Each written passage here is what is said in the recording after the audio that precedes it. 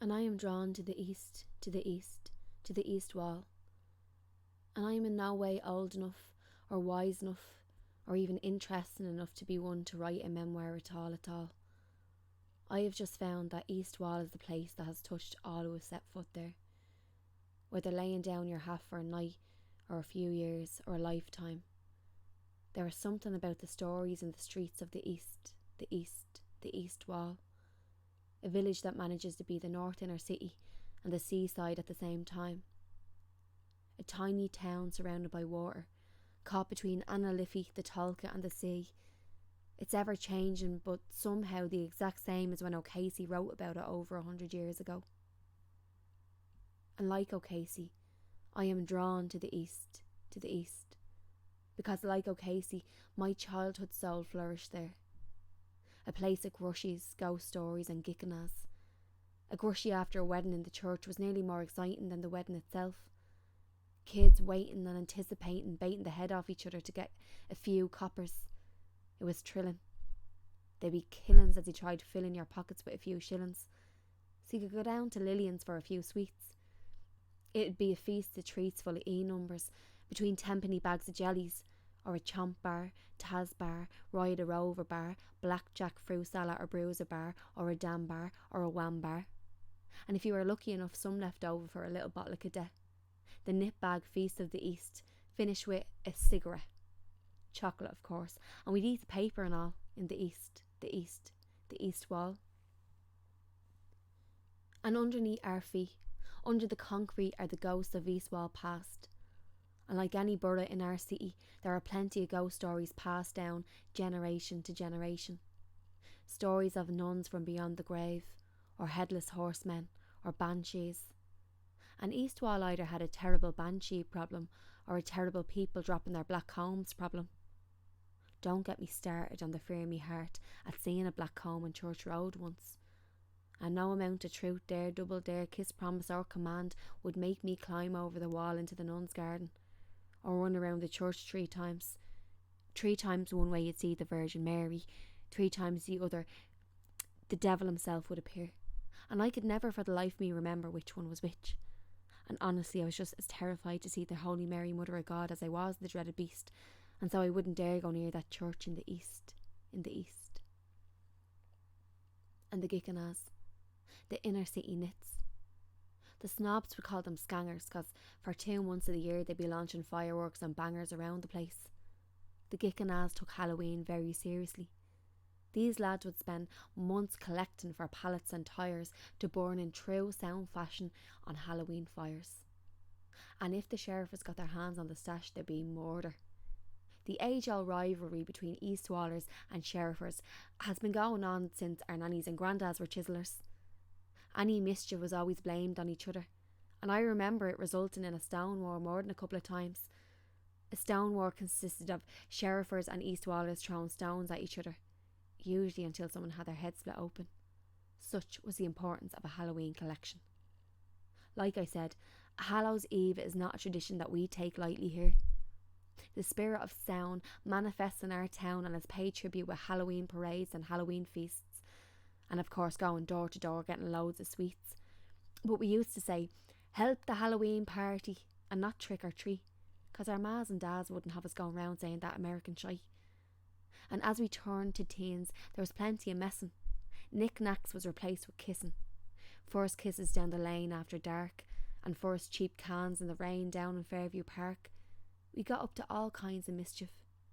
We were bold and full of cheek, but mostly harmless in the east.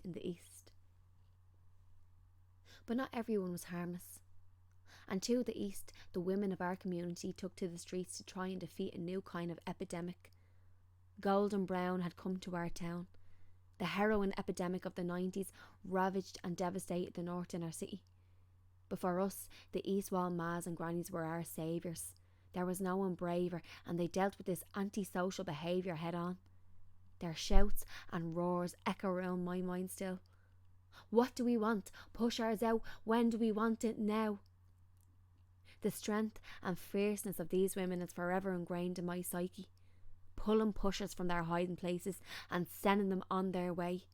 Their voices booming, their fury unleashed, pushers, ow, ow, ow, to the east, to the east. But most of my childhood memories are not as dramatic, just erratic flashes that pop up at random times. Memories of a concrete jungle, or more like a little concrete forest. A haven of cement that would drive you demented with the amount of dog shite that seemed to be bleeding everywhere. But we were never short of anything to do. There was youth clubs and Tom's Club and summer project and after school project and dance mania and teen discos and Relivio and Red Rover, I call your ma over, and kiss chasing and football on small roads, or if there was only two of us, then a game of pats, or curbs as they called it in the suburbs. There were plays with the peg group and the Christmas pantomime every year in the old community centre, a bleak brutalist building that I don't mean to mock. It had its charm, just like our newer version, lovely called the Cheese Block. There were nosy neighbours tutting, cause nothing brought us more joy than scutting on the back of the Maxall trucks, going to their base on me road, or young ones strutting down the road in their best pyjamas. Street urchins with runny noses and scraped knees giving our mothers heart attacks in the east, in the east. The East Wall is known for its community, for its people. It's always been a place of blue-collar workers, the dockers, the working class, the risen people. People who fought for what they believed in, and some who died for it too. To the east, a plaque to East Waller Jack Nolte reads, Republican, Socialist and Trade Unionist. And this is the spirit that breathes here. And O'Casey immortalised East Wallers in his work. We've all known plenty of Flute or Goods, Mrs. Gogans, young Coveys and Uncle Peters in our time. O'Casey captures that quick wit that always hits with every interaction. We've always been surrounded by people who felt like larger-than-life characters. As a kid walking past Tony's gaff on Church Road, as he was kitted out in his Liverpool gear and asking if you liked Elvis, it was just a normal day in East Wall. To the east, every kid in December is buzzing to go collect the meats with their ma at a chance to see the absolute treat that is Paddy's shop window. Paddy the Butcher's window display at Christmas is legendary at this stage. And there was no better Santy either. Kids in the east would go to the butcher's to sit on Santy's knee and promise to be good that year. And the other Paddy back in the day was Paddy May, a cobbler who would say hello to anyone who would shout "Hey" into his workshop. He brightened up anyone's day. A fixture of East Wall. Things did feel a bit more grey when he left us. And the Andrew Chettys, a fixture in East Wall for many years, where you went to get your bag of chips after a few beers down the Wharf Tavern. Every week after swimming at Sean McDermott Street, Sammy's minibus would drop us right outside the chipper. You'd be drooling with the smell of vinegar. The 53 was the place to be to get the gossip and hear about the local history of our great community. The local songwriter Joe O'Grady put it so succinctly when he wrote, "Now if you're leg weary and near Eden Key, don't worry or hurry, take the L53. And Jesus, you wouldn't want to be hurrying. A bus that ran on its own timetable that it didn't share with anyone. You'd be waiting hours for it, and sure sometimes it never even came. But when you were lucky enough to catch it, it was like a local reunion, talking about all the goings on, from funerals to communions. And to the east, the East Wall, no matter the season, you could get a 99 or a screwball from Mr. Chico's ice cream van, always blaring the Match of the Day theme tune for some reason. But Mr. Chico wasn't the only one speeding around the East Wall streets. Growing up in the 80s and 90s, no one was at ease because joyriding meant there was no peace for people, with a load of young fellas driving full speed in stolen cars around the area. People giving out and shouting about the absolute louts, leaving burnt out cars about the place. It's an absolute disgrace, Joe. To the east, the East Wall has always had a very distinct smell, and burnt out vehicles was at least a part of it. There seemed to always be something burning somewhere, round the Leia, or the wasteland at the end of the Shelmalier Road, or Cahill Printers, mixed with the smell of the sea air, the Tolkien when the river was too low, and seagulls, and pigeons, and metal, and concrete, and broken glass, and the smell of the old diesel locomotive trains doing the Tara Mines route, and carbolic soap, and Jay's fluid. But I love it. I love that smell, whatever it is. It's home. It's peace in the east, and East Wall will never cease to amaze me. The spirit of the people here makes me believe in generosity and hope and the inherent kindness of people, and it can't be beat.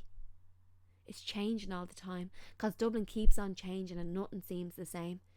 Every day you see an Island Bridge or a Teelan Way that wasn't there before, or a McDonald's or a Starbucks or a German supermarket to explore.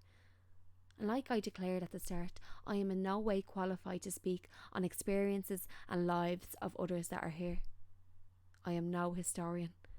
This is just a pure nostalgic outburst on my part, an indulgent tale of where I had my start, and where my heart and soul lives even when I'm apart from here. To bring it back to O'Casey, and I always do, he talks about the women in Plough as toiling through tremendous difficulties and keeping a bright heart throughout it all. And nothing describes better to me the very essence of the East Wall.